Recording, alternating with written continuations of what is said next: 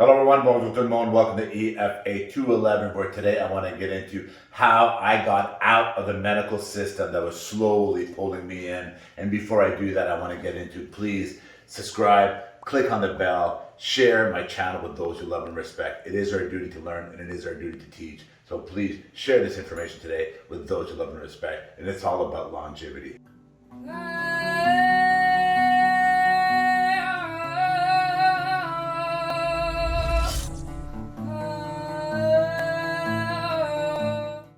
Let me get into this.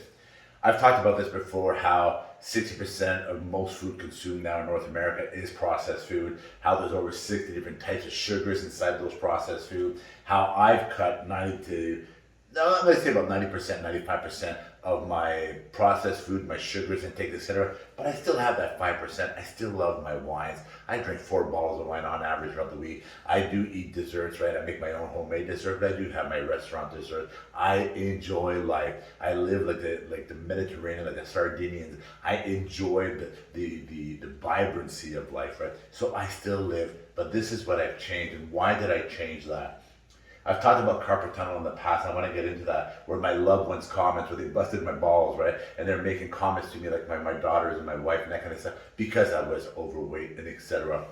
And I've talked about how my daughter had written a birthday card in January 2019, asking me, basically telling me that I was fat because she wanted me down the road in life so that I could walk her down the aisle. And she basically put that in my card, right? She made me reflect. All those little key ingredients are what gets into this, right? My declining health. So all those comments with my declining health was making me think. And the reason why I wrote Carpel Tunnel here, I was going through my third surgery here for all ergonomic issues in Carpel Tunnel, and then in cramped positions that I had over the years. And when I was going in for that surgery, there's a female medical professional, and they were wheeling me in, and she's asking me, and she's probably telling me that I'm fat without telling me that I'm fat, right? And she's asking me how my lifestyle is and physical activity, etc. And I told her, because of my carpal tunnel in my hand, my third carpal tunnel surgery, that I've been limiting my training and all that stuff. And she responded, "Your legs work."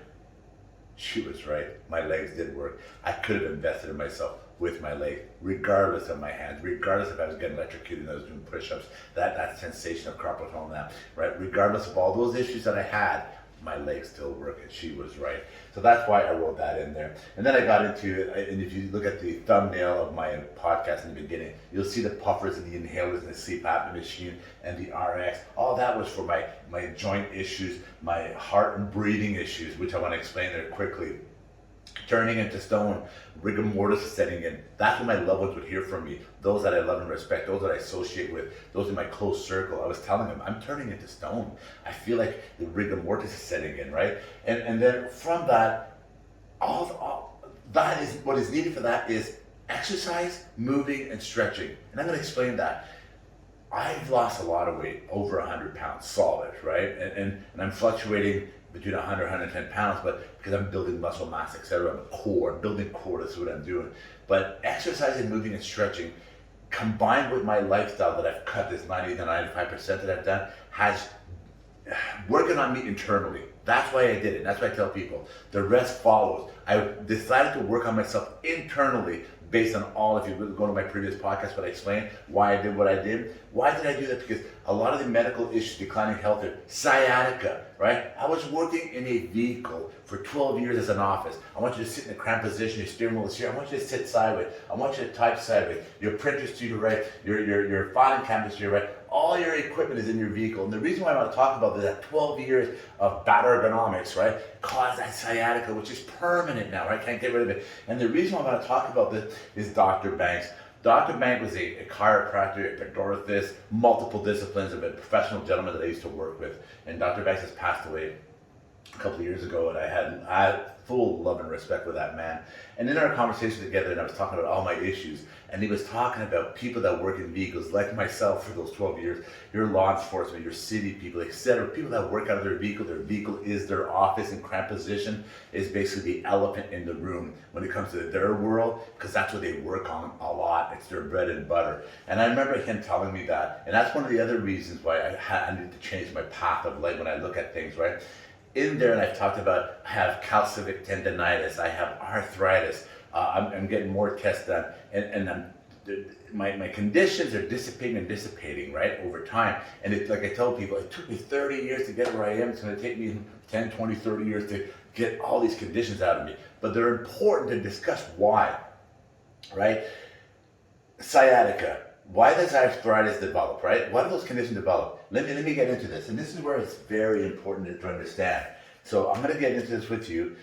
Why does arthritis develop? Joint wears occurs when the joint is subjected to greater, longer, or different loads than usual. Therefore, arthritis worsens with old age, right? Over time. That's what they're telling you here. So other reasons that may cause arthritis to develop: incorrect or overloading of the joints due to sports, occupation, right? And beyond this 12 years of working out of a vehicle, I had a severe construction accident in my early 20s where I got hit by the beam, I got hit by a mechanical shovel that pole vaulted me over 30 feet into the air, 3 stories, where people that witnessed the incident in their report writing, the back of my head touched the back of my feet and I went up like a pirouette. That right there, right? If I look at occupation, if I look at the overloading and incorrect positioning of joints and etc., when it talks about occupation, sitting in that cramped position I talked about a moment ago, typing sideways, etc., all those conditions. It also talks about your sports, which I mentioned, heavy lifting and or obesity. Right? So the occupation I had down pat, I had the obesity down pat, heavy lifting I've done, and obviously I've done some sports throughout my lifetime. All those things, I'm going to keep going here. Joint injuries are previous inflammation of joints, right? Broken limbs, anyone? I've broken so many bones in my body over the years of growing up as a rebellious child. I'm going to keep going on here. Metabolic disorder, which includes nutritional deficiencies. 60% of the food consumed now has like 60 different types of sugars in it. This is what it talks about, right? Nutritional deficiencies. People are not feeding themselves properly. This is why I talk about how I break my fast with my supplements. Everything that I take supplement-wise, I break my fast with, has to do with anti-inflammatory or blood regulating, right? That's what I do. That's what I've been doing now for well over 20 months. Every single day, every 24-hour loop, that's how I've been living. That's why my inflammation, etc., are dissipating and disappearing or getting better, right? I still have a long road ahead of me, but if I wasn't doing that long road ahead of me, I would probably be dead in my 60s and 70s at the most, right? I'm going to keep going here. Where I talked about the nutritional deficiency, it talks about poor diet with lack of nutrients that are important for joints, right? My supplements, for example, my turmeric, my curcumin, etc., those are all anti-inflammatory compounds that I take every single day. I'm going to keep going here. It talks about lack of exercise, right? Before, I was so full of inflammation and I did not want to exercise every day. There was always an excuse why not to exercise. I haven't missed a beat in 20 months.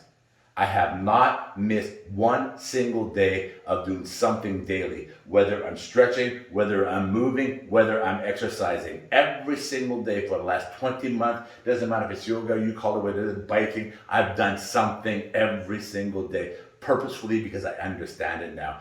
And I'm getting rid of the inflammation and the supplements that I take and the nutrients-dense food that I take, less meat, for example, and I still love my meats. I still eat my steaks, I still eat my chicken, but I mix it up with my seafood. I mix it up with my poultry that I just mentioned a moment ago. I mix it up with a lot of greens every single day, a lot of greens, anti-inflammatory foods, nutrient-dense food. That's what I eat. And it talks about genetic dispositions, right? Predispositions. Those are the conditions why you get arthritis. But here's the kicker. I want to talk about this before I conclude this. Who suffers from arthritis? Listen to the stats here. Almost 1 in 3 people between the age of 40 and 50, that's 33%, suffer from arthritis. There's different types of arthritis. Some form of arthritis, 1/3, 33%, okay, between the age of 40 and 50. 1 in 2 people age 60 or older, that's 50%, 50, suffer from arthritis. Here's the kicker here. 90% of the people age 70 or older suffer from arthritis. Think about that for a second. 90%. You hit over 70. That's where I was heading. I was that person. I want to be that 10%. I want to be that 10% over 70 that is not suffering from arthritis and all those joint conditions and can't move and doesn't want to do nothing and wants to sit on the couch and watch whatever, right? This is why I do what I do. And you know what the remedy is? In closing, the remedy for all this is living an anti-inflammatory lifestyle, through fitness and nutrition, which is key. If you do your research, and this is what I wrote here, do your research. Nutritional fitness lifestyle, an anti-inflammatory lifestyle, that is the key right here, which is our right. Fit, flexibility, real food, right? Work on your internal health with nutrient-dense real food, and the rest will follow. Jean-Guy Bourguignon, EFA211. Please share with those you love and respect. Thank you. Merci. Gracias and grazie.